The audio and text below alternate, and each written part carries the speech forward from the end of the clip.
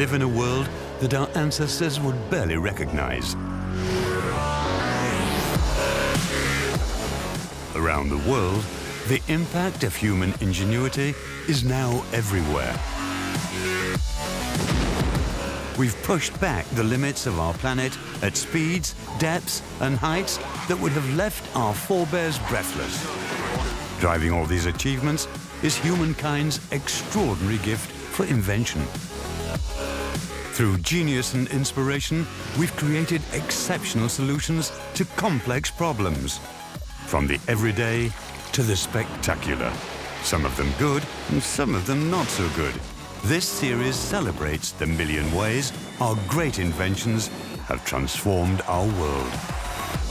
It's one small step for man, one giant leap for mankind.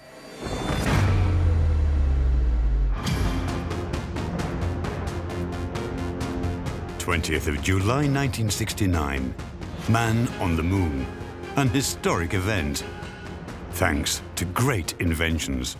It's such a convenient way to handle things in the microgravity environment of space. Triumphs of science and groundbreaking engineering have led us into space. It has to be easy to use and not require much dexterity. An invention closely connected with the journey into space. A futuristic idea by NASA, many people still believe today. But it was actually this curious tinkerer from Switzerland who wanted to understand nature. It can be used almost anywhere, and yet it can be used time and time again, up to 10,000 times, and it just makes the world easier. The greater burdock. Thanks to a plant, the course of the world changed. It was the inspiration for one of the most successful bionic inventions in human history. Wings became flying machines. Suction cups to suction cups. Fins to flippers. So, there's a strong competition. It exists in nature, it's effective. We copied it as human beings. The technique of a plant lets children learn to walk independently. It helps with healing. Thanks to it, people with disabilities can participate, and against all odds, to accomplish the incredible. The hook and loop fastener.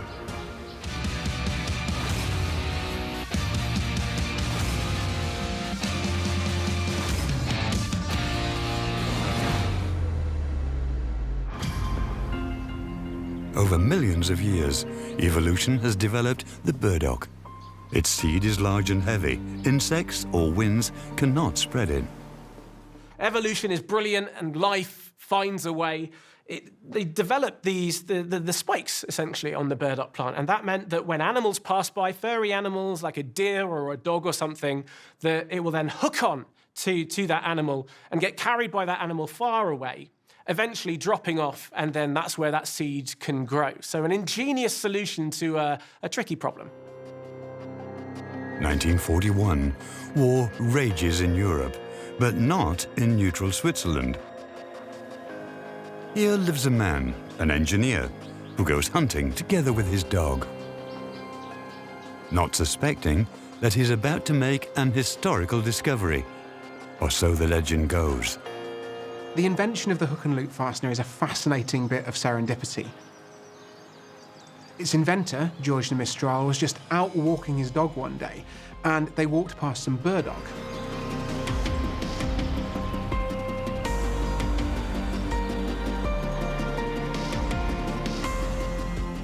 And when he got home, he noticed that both he and his dog were absolutely covered in these tiny little seed pods from the burdock. And he wondered, how has that stuff stayed attached to me and my dog? You know, it's been defying gravity, dog's been rolling around on the floor, and this stuff is still attached. And so he decided in that moment to take a look at this stuff under the microscope. What does the inventor see? Incredible potential. Unexpected possibilities. Thanks to the hook and loop fastener. So hook and loops, I suppose, anything that you just need to rip off quickly and then put back on again. It's impossible to imagine everyday life without the hook and loop fastener. It's everywhere, so common that we hardly notice it. So it really has just permeated every single corner of our lives. For example, blood pressure monitors. The hook and loop fastener is perfect for this because it spreads the force out over quite a big area and it doesn't pull undone easily. Also, the lives of animals have changed. The hook and loop provides so much more scope for securing and fastening things than most of us really realise. People who can't use buttons are dependent on the hook and loop fastener. And, thanks to it, free. In 1941, there is still a long way to go until today's hook and loop fasteners. The inventor doesn't know of any materials he could reproduce the plant with. The actual burdock kind of model of the hooking onto the fabric couldn't have been done without the materials that they were using in the 1940s. No raw material that is available in Switzerland seems to be suitable for hook and loop fasteners. De Mestral starts to search all over Europe, but he still has no chance. Even if somebody had the idea of the hook and loop fastener earlier, it still wouldn't have been possible to actually make it because you need the materials that the hook and loop fastener is made of. What de Mestral is looking for, he can't yet find. It's only available to a small group of people in the United States.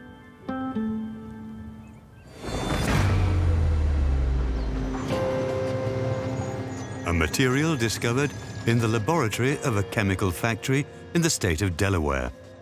They were run almost like a research institute for a university.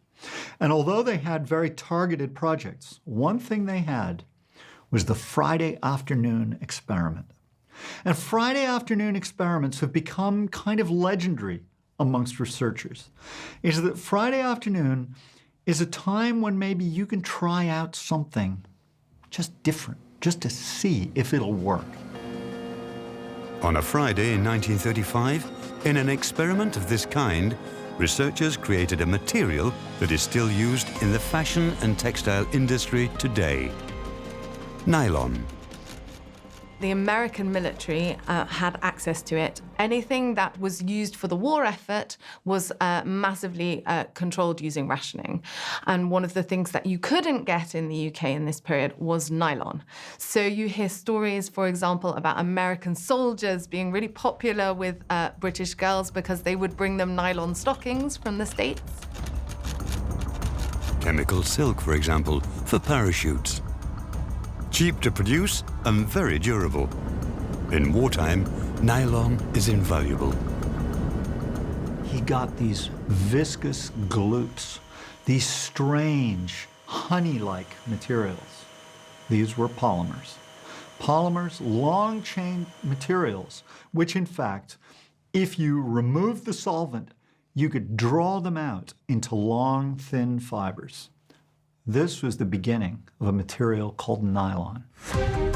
The war is over. For more than 6 years, many goods used by the military were hardly available. Now the time for rationing is over, and nylon products are aggressively promoted. Brush 'em up and brush 'em down. Keep your choppers clean and sound. Help your teeth to stay around until you're old and gray. Nylon quickly becomes indispensable, especially for the bristles of toothbrushes. Then comes the breakthrough as an important component of ladies' tights. Stockings. But watch. On the leg, they stretch better to fit better. Nylon tights became the best thing. And very, very rapidly, this really tough, really strong, but very cheap material had spread to clothes, to parachutes. Nylon was truly a revolutionary wonder material. Lyon, France, the late 1940s. The first place in Europe where nylon is processed on a large scale. A lot of the big fashion houses in Paris were still running, and in order to keep running, they had to have access to fabric. And so the Lyon industry was supported by the occupying forces and to keep the Parisian couture industry running. So in the 1940s, if you are looking for a center of industry that's involved with textiles and weaving and technology, Lyon is one of the few places that's still really functioning as a center for textile production. Designers and manufacturers from all over the world come to Lyon to work, including Georges de Mestral. He's still looking for a way to reproduce the burdock and dog fur effect.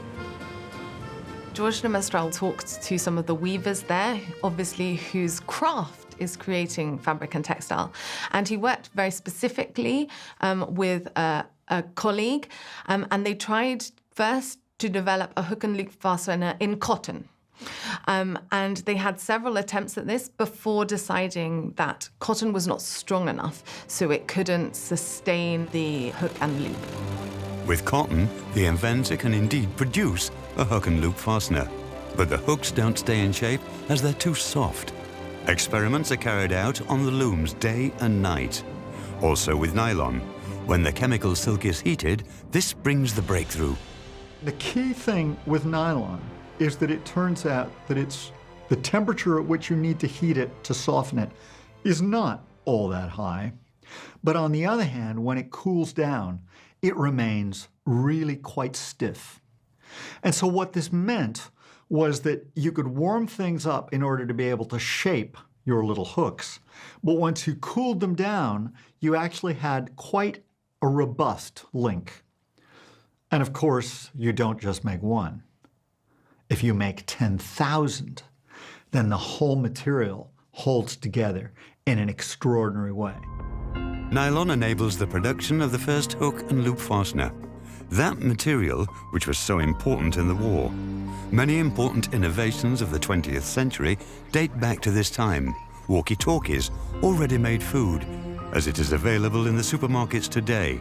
The hook and loop fastener dates from that time, but has nothing to do with the engine of invention, war.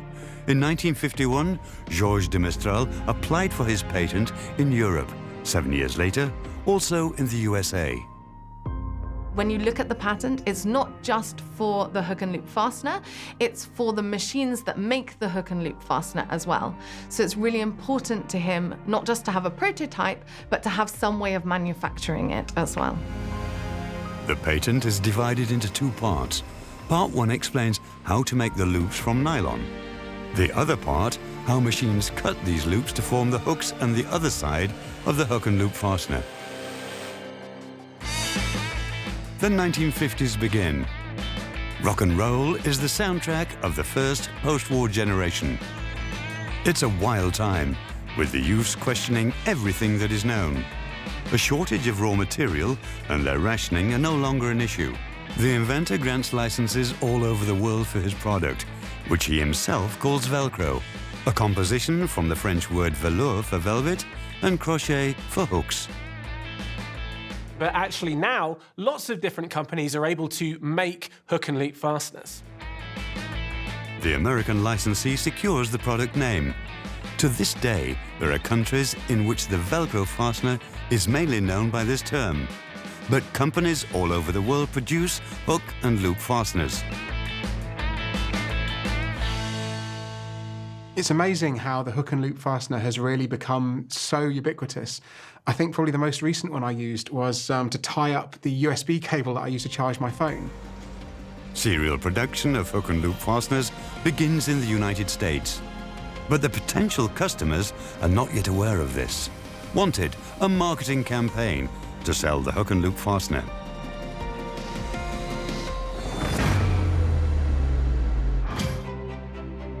Easier and faster, and more durable than buttons, cords, or the zipper. That's the manufacturer's message. When they got the American patent, nobody knew anything about it. And what they did was they got a journalist to write about the hook and loop fastener.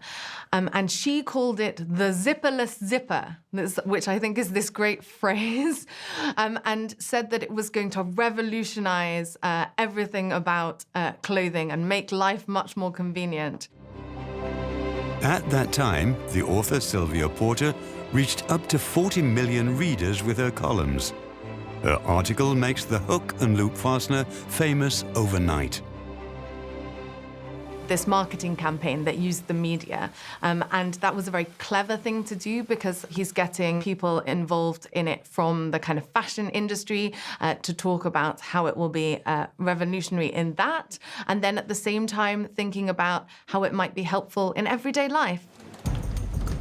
A short time later, the technology came into the view of a powerful governmental organization in the United States, NASA.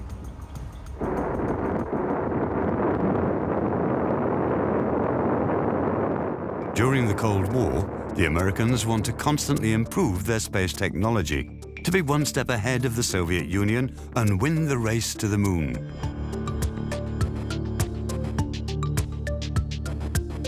NASA is looking for ways to make the lives of astronauts in weightlessness more comfortable. The hook and loop fastener becomes an important milestone for the American space program. For example, as part of Neil Armstrong's spacesuit.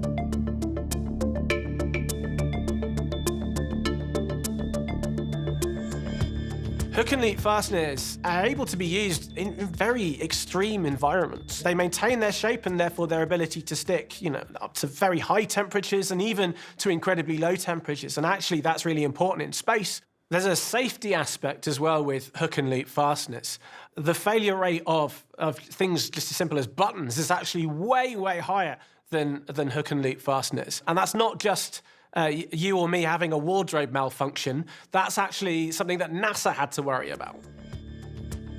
The instructions in the rocket and in the lunar module pinned to the wall in weightlessness with hook and loop fasteners. In the command unit of the Apollo 11 mission alone, more than 2,000 square centimeters of different versions are in use. Flying to the moon, a specially made fireproof hook and loop fastener. Without it, maybe we would never have taken a walk up there. The hook and loop fastener has even been to the moon in loads of different forms. The astronauts, while they were flying there, would use it to attach instructions to the panels that they were using to control the spaceship. And then when they got outside, their spacesuits, all the pockets would close with the hook and loop fastener. Their samples, when they collected the rocks, you'd seal that up with the hook and loop fastener. Hook and loop fasteners hold together even stronger when subjected to vibrations and don't become loose, like bows, for example. The only disadvantage they found was that some of them, if they were on, for example, a lower part of a spacesuit or even in some places on the moon buggy, then the hook and loop fastener could get clogged up with moon dust. Dust contamination, a problem that hook and loop fasteners still have in today's space travel. Of course, there's lots of human skin cells shed, and that makes most of the dust. The dust floats around all over in the air, of course, in space. And then when you do rip off some of the, whatever it is you want from your hook and loops on the wall, you get a bit of a sprinkling of dust that comes off that. Now, you could argue perhaps we should have cleaned the dust out ourselves beforehand. It just sort of somehow attracts itself to the hook and loops. But that's the same in shoes, of course. You take off your muddy shoes and the mud stays in the hook and loops. But nonetheless, you can clean it and then you can reuse it. Brilliant. The hook and loop fastener significantly supports humankind in landing on the moon. At the same time, the inventor becomes somewhat forgotten.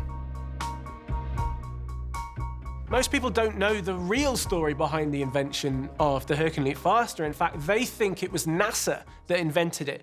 And the main reason for that is it was widely publicized as being all over the Apollo 11 mission. Even today, it's impossible to imagine space travel without the hook and loop fastener. All astronauts associate a lot with it. In 1991, Helen Sharman is the first woman in space who is not from the United States or Russia.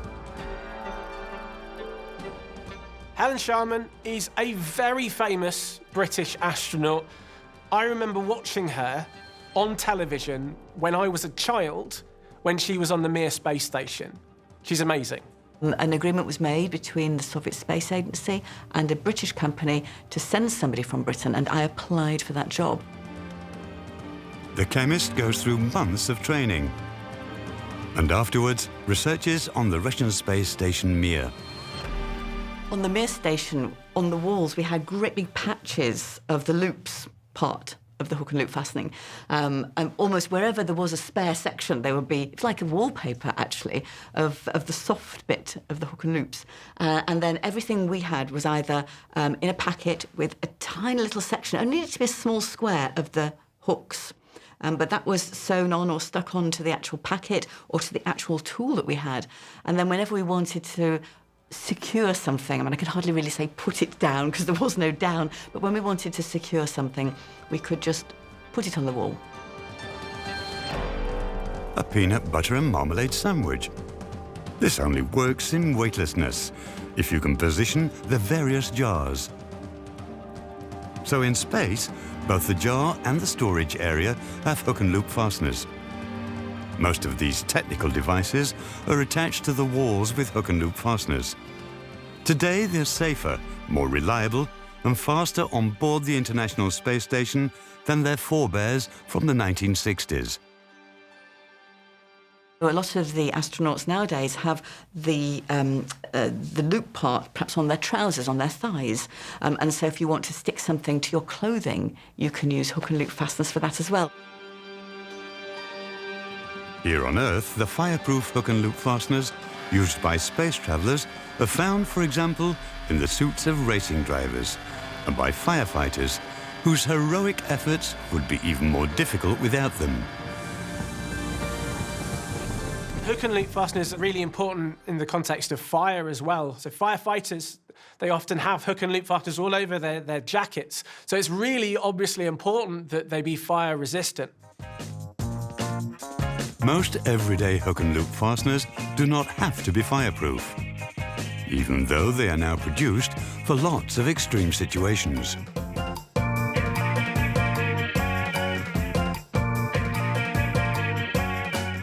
Hook and loop fasteners and also adhesive fasteners for diapers.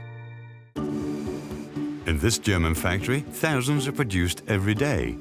But many hook and loop fasteners aren't seen by us at all, even though they are always close by. They secure the seat covers on aeroplanes and are in many more places where hardly anyone would suspect them. Actually being used in all manner of places like cars and planes to stick these parts of very different materials together. And the technology that was developed in the middle of the 20th century still works.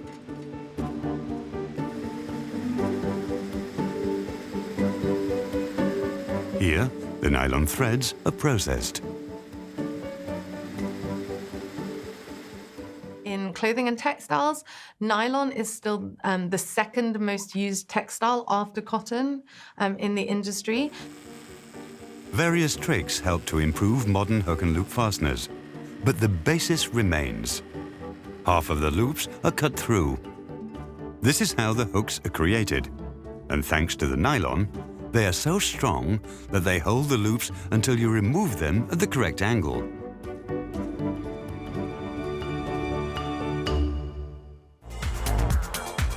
An eternal classic. But new times need new connections. Even stronger. How could the ingenious hook and loop fastener be developed even further? Once again, it is the greatest of all inventors that has a decisive influence on the development, Mother Nature. Mushrooms. Their shape is the basis for a completely new type of hook and loop fastener. Hard to open, enormously secure. The mushroom hook and loop fastener, just by having a different shape, it makes a much stronger bond than the ones that we're used to in our, say, clothing. Obviously, the ones in clothing have a very specific need to kind of on and off very easily. The mushroom shape, with that strength, allows it to be very versatile in just sticking lots of things together and ensuring that it doesn't come off. Every day, billions of people move around in means of transport in which the hook and loop fasteners are installed. In the wall coverings of railways and airplanes, and on buses, the ceilings and cover of cars. All this fastened with mushroom hook and loop fasteners. The hook and loop provides so much more scope for securing and fastening things than most of us really realise. Mushroom hook and loop fasteners are also changing the production processes for local and long-distance transport. At the time when buses were still clad with rivets, screws and pipes, it took 3 workers a total of about 8 hours to clad a bus on the inside. Today, with modern hook and loop fasteners, mushroom-in-mushroom technology, 2 workers need just 30 minutes and a complete bus has been clad on the inside. This reduces the costs for the industry enormously. Here, it's not just about costs, it's about human lives. 2/3 of the Earth's surface is covered by water, an untamable element. The sea level is rising due to climate change. Scientists say that flooding will be even more frequent in the future. That's when the hook and loop fastener could be an aid to protection. So actually having a hook and loop fastener that is waterproof means it's very easy to open and close, put more sand in, etc., but also to connect the bags together to make a much stronger wall, but also makes it a lot easier for people to use. So waterproof hook and loop fasteners, there's real potential there. Experiments are underway with waterproof hook and loop fasteners. Thanks to them, sandbags can be closed faster and made refillable. Firmly connected, a bulwark against the water.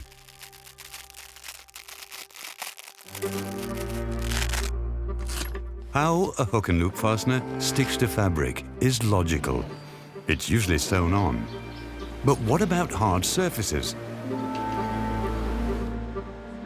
There are high-tech adhesives for this purpose that can attach the hook and loop fastener to any surface and which hold in tropical heat and Arctic cold.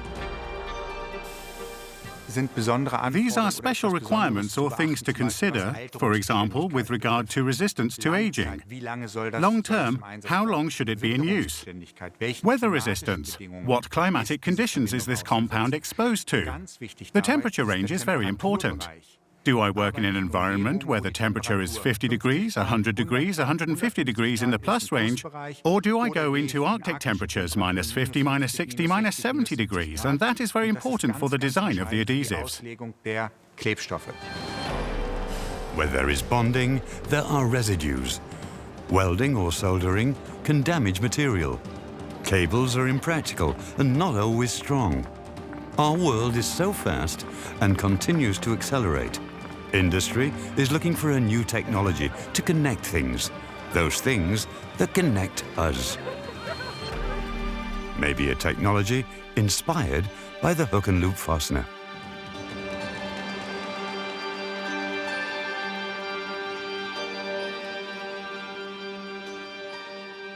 Oh, that's interesting. Perhaps it was glued. Whatever it is, it's very strong. This is really weird. It's 2 little bits of copper and they seem like they're welded together or something, but actually in that gap, apparently there's a hook and loop fastener and it's... can't get them apart. The connection between these 2 copper plates can't be seen under a conventional microscope. Huge metal hook and loop fasteners that can carry enormous loads. This is what scientists at various universities are researching.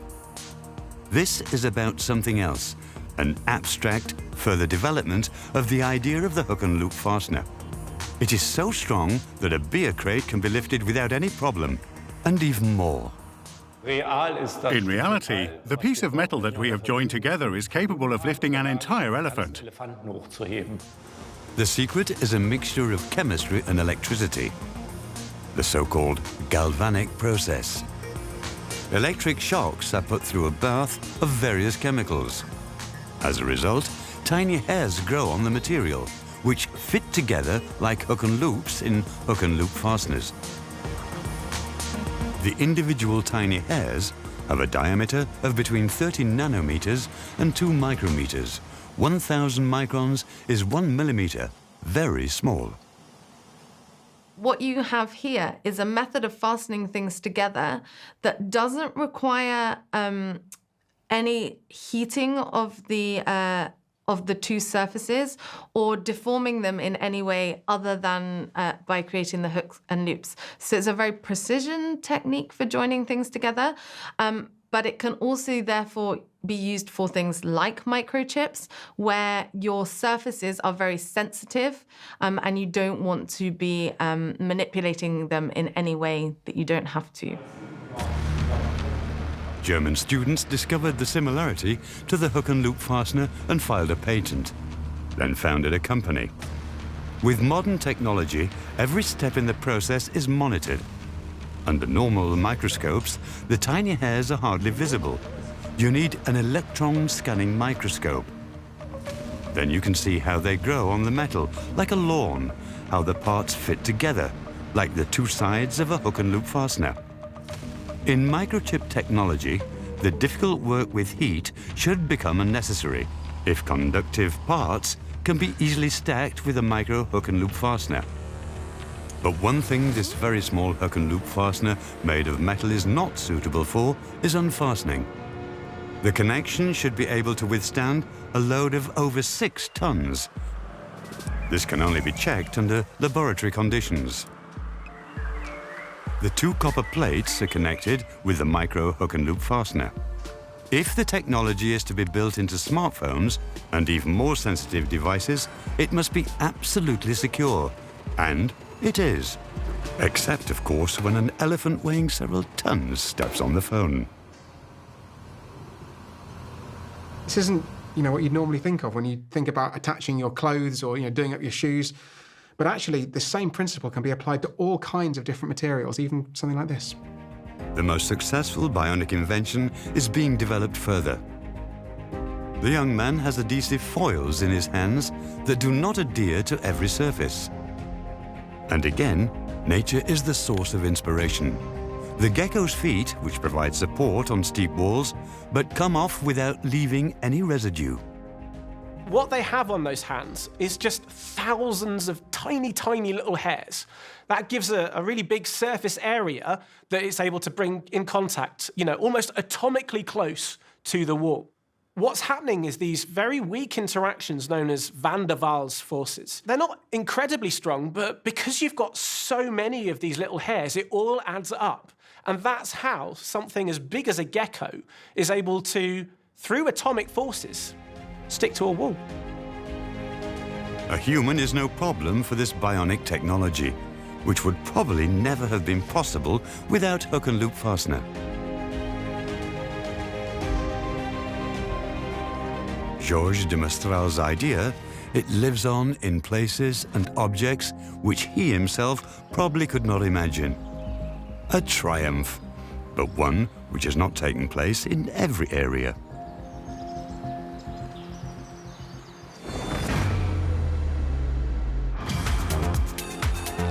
The view into another world, haute couture. On the catwalks, for example, at the big fashion shows in Paris or Milan, the hook and loop fastener still plays a smaller role than in people's everyday lives. Most of the time, it's invisible. The hook and loop fastener and the fashion industry, the relationship has always been complicated.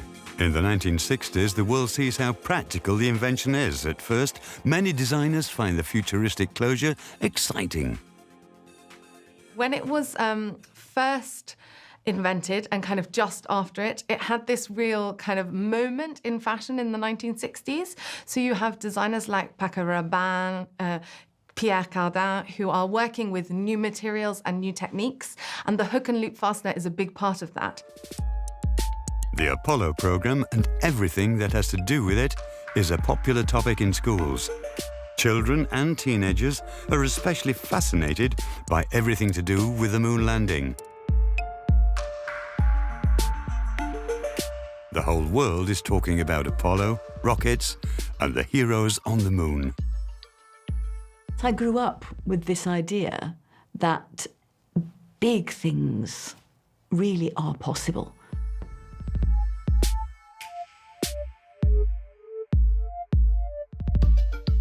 The famous photo of Neil Armstrong on the moon. The hook and loop fastener strips on the oxygen tanks are clearly visible. No physics class takes place without rocket science. This enthusiasm of entire generations also finds its way into fashion. Space was fashionable. Space exploration was interesting. It was what was going on in the world, and the technologies that are associated with that were also interesting and fashionable. We've talked about like the use of plastics in fashion. The use of the hook and loop fastener is similar. It's this kind of new and exciting technique. The moon trip as the best possible marketing campaign. The special thing about the moon landing is the immense challenge that it posed back in that time, in the 60s, when technology was not so advanced as it is today. And yet that challenge was relished, that challenge was overcome, and that challenge inspired the world, and it was witnessed by the world. A look at fashion shows shortly after 1969. You would expect the hook and loop fastener to be visible everywhere, but one hardly sees it. The reason is actually quite obvious. It's enormously practical. From the designer's point of view, however, not particularly chic. This is also because of the familiar sound it makes.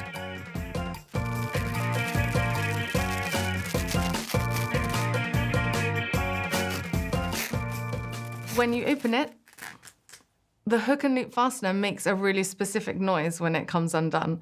And you know, maybe on children's clothing, that's fine, and you don't notice it. But if you are trying to take your clothing on and off in a more formal setting, like you're undoing a jacket at a formal event, and all you can hear is rip down as you undo the hook and loop fastener, that's maybe not so nice.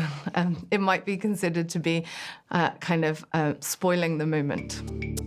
Over the years, the hook and loop fastener has conquered its place in the fashion world, secretly. Now, it's moved to a much more utility role rather than a kind of object of design in its own right. So you might not see it, but it is there. It's particularly there in kind of collections that are maybe more sportswear orientated, but normally I think you see it's used as a fastener, and therefore it's the purpose of a fastener is that it's not seen. It has a practical function. A prominent exception is the American musician Kanye West. A trademark of his sporty fashion collections are the oversized hook and loop fasteners. His vests are made mainly of them. But recently, the hook and loop fastener has had another image problem. Nylon enjoys an increasingly bad reputation. Chemical silk is no different from plastic, a good reason for discussion in times of climate change. But nylon is, of course, a plastic, and it's not recyclable. And we're trying to cut down the usage on single-use plastics, and so that means an issue for the hook and loop fastener. How are we going to do that, but do things sustainably? Alternative materials are still often more expensive. But as a plastic, even the classic hook and loop fastener is facing uncomfortable times. Sometimes it remains indispensable. After all, what counts in space travel is also relevant on Earth in the 21st century. Modern hook and loop fasteners on clothing can be closed and undone up to 10,000 times before they wear out. It is precisely this durability that makes the hook and loop fastener the ideal tool, in perhaps its most important areas of application. Some medical treatments would not be possible at all without this invention.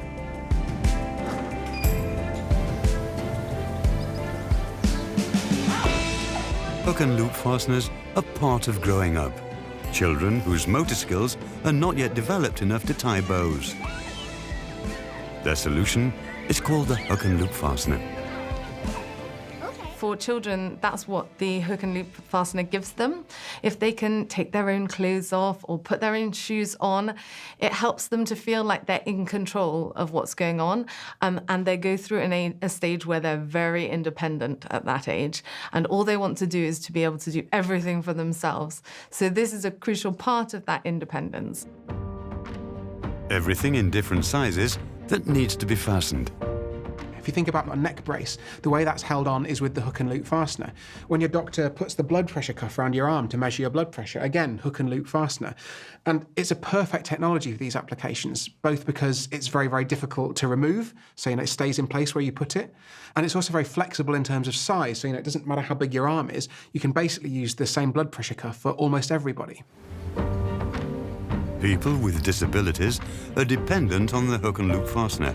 For some, it's the only way to make taking part possible.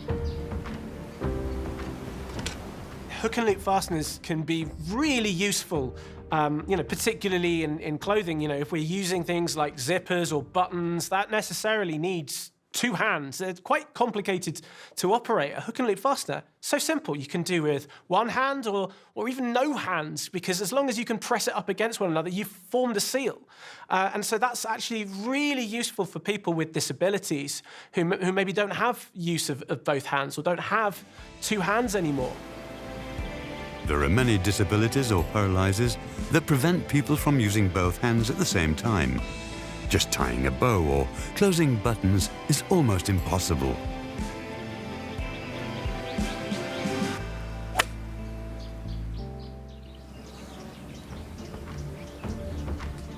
People who are missing limbs are particularly dependent on the hook and loop fastener. Gerd Schoenfelder, age 19, lost his right arm and 4 fingers of his left hand in a train accident. To enable him to grip, a toe is later sewn onto his hand. Nevertheless, he's one of the most successful athletes in the world. Schoenfelder won 16 gold medals as a skier at the Paralympics between 1992 and 2010. He uses the hook and loop fastener daily, be it on clothes, to tie his skis together, or for his hobbies. Golf, for example. Sport was the way to rehabilitation for the German. But how exactly can a one-armed man with only one original finger play golf? A medical miracle. No, just the hook and loop fastener. Schoenfelder has made a wristband that makes it possible for him to practice almost any kind of stroke sport. There are many stories like his. Without hook and loop fasteners, far fewer would have a happy ending. Actually, a very simple band with a flap with a hook and loop fastener function, where you can simply pull it tight. Very stable.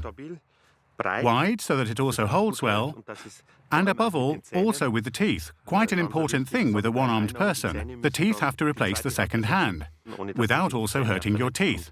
In itself, very simple. A very good golf handicap, thanks to the hook and loop fastener. And the special backhand stroke technique.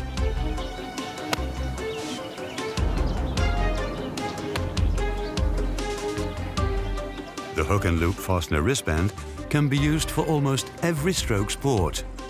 People like Gerhard Schoenfelder need the hook and loop fastener. Not only in sports, but in almost every situation in life.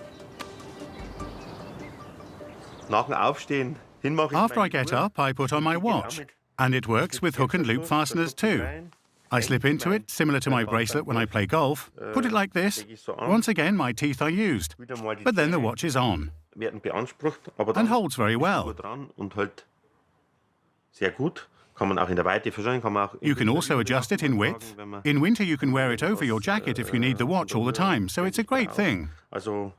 Or, of course, sneakers with hook and loop fasteners. You also do a lot with hook and loop fasteners with ski boots. Inclusion, the participation of people with disabilities in normal life. An invention of nature, making participation possible, and even more.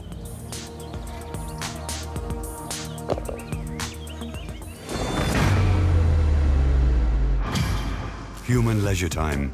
Here too, the hook and loop fastener has long had its place. At any temperature, in every element.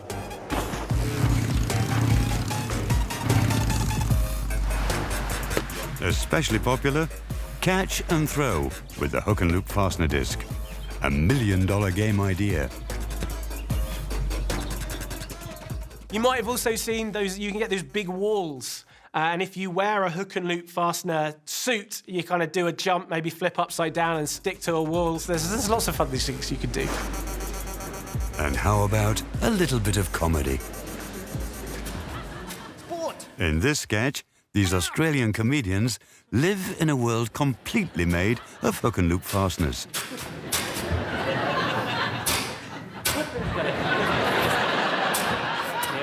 Maybe not sport. Maybe that's not a good Dancing. Dancing, all right, dancing. Go for it. Oh. That's good. That looks fun. But what would a world without hook and loop fastener look like? Hard to imagine. It would probably be dominated by closure systems based on buttons, bows, and magnets.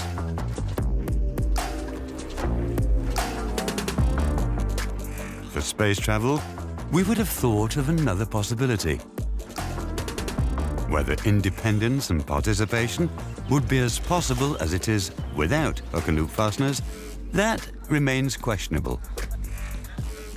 So it's really difficult to think what would the world be like without it, because it's so much a part of our everyday life. So you don't think of this maybe, but if you've ever used an umbrella, then the little bit that ties your umbrella up when you're not using it is almost always a hook and loop fastener on it. So it has become very much a part of everyday products, maybe without us even realizing it. And what does the future hold when plastic gradually disappears from our everyday lives? Will it be a world without nylon? A world without the hook and loop fastener? I think that it will exist in some form in 100 to 150 years' time because it fulfills such a useful function to us. It's so much a part of our everyday life that we won't be able to get away from it. The first steps towards the future have already been taken. Tiny little hook and loop fasteners already exist. Perhaps they will become even smaller or made of living, organic material. Self-regenerating. Forms which we are experimenting with and which we can hardly imagine. So maybe hook and loop fasteners will be made out of other materials, and materials that we need to invent to be more environmentally conscious. A plant and an inquisitive mind, that's where it all began. It has made life more practical.